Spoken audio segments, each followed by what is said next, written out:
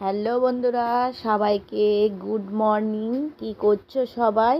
আর এই দেখো, তানসোনা কিন্তু উঠে পড়েছে। আর উঠে এই যে একটা কি নতুন দুষ্টামি হয়েছে, এখন শুধু হাত মুখে দেয়।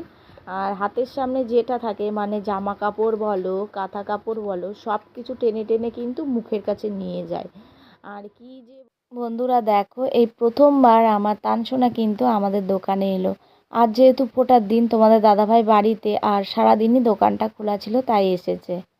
আর তারপরে বাড়ি চলে এসেছি। বাড়ি চলে এসে এই যে আমার সোনুকে এবার স্নান করাতে নিয়েছি। আমার নোনা কিন্তু স্নান করতে খুব ভালোবাসে। তোমরা কে কে ভালোবাসো স্নান করতে, দেখেছো?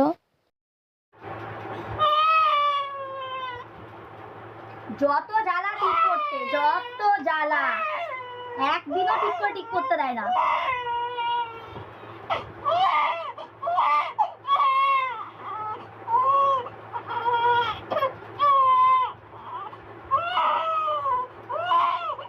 এই তো হয়ে গেছে, এই তো হয়ে গেছে।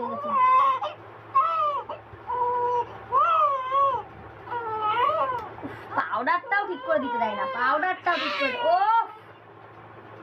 কি এই যে টিপ করা হয়ে গেছে, সব সমস্যা দূর। দেখো বন্ধুরা, আমি গেছিলাম বাইরে একটু, আর এই যে দুটোকে ঘুমাতে দিয়েছি, বড়টাকে। আর এসে দেখছি এই যে দু ভাই মিলে দেখো খেলছে। এদের মানে কি বলবো, একটু আগে ওকে বকা দিলাম বড়টাকে যে তুই ঘুমা। দেখো বন্ধুরা, দেখো দু ভাইয়ের কত গল্প আর কত খেলা। এই ছোটটাই এত দুষ্টু হয়েছে না, কি বলবো। বড়টাকে বকা দিলাম যে ঘুমা। দেখো দেখো বন্ধুরা, দেখো দুজনের খেলা। দেখো এদের খেলা মোটেও শেষ হয় না। এই ছোটটা হয়েছে মহা দুষ্টু, দাদাকে আর ঘুমাতে দেবে না, ওকে ডাকছে উ করে ডাক। তো দেখো এদিকে আমি রান্না বান্না করছি, আর আমি চিকেনটা বসিয়েছি, বাদবাকি রান্না হয়ে গেছে, মা করে রেখেছে।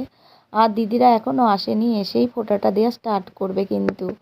তো এই দেখো দেরি করে এসছে, যেহেতু ওরা বাড়িতে, ওর জেঠুর ছেলে ওদের দিয়েছে ভাগ্নিরা ফোঁটা, তারপরে কিন্তু আমাদের বাড়িতে এসছে। অনেক আর অনেকের ভাই দুজনা কোলে নিয়ে বসেছে দেখো ভাইকে ফোঁটা নিতে।